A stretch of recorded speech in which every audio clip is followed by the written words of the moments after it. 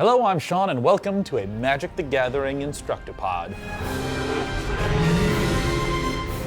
Today I want to talk about the control deck archetype, because deck building is a huge part of Magic, and rather than talk about specific cards to go into your deck, the concepts are the most important. A control deck does kind of what the name implies. You're trying to control the board, prevent your opponent from doing anything scary or threatening to you, so that you can buy enough time to get just one or two huge threats, and you finish them with those. So really the control deck is two pieces. First are the pieces that keep you alive, and those fall into three categories: cards that counter, cards that kill his creatures, and cards that let you draw more cards. The first piece to a control deck is the counter spell, the classic blue ability. This stops something threatening from getting off the ground.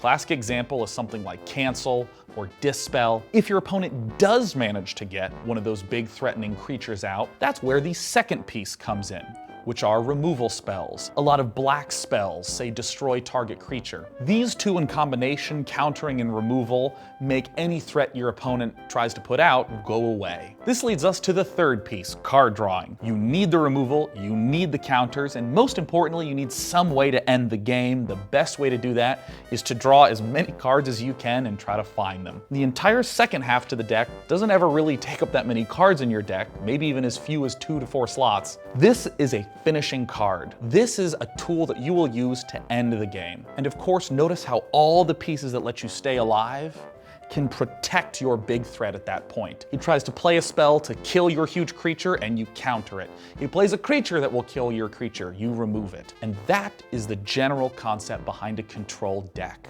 You stay alive and finish him with just 1 to 2 big threats out on the field. Blue is the classic control color, obviously with the counters and the card drawing.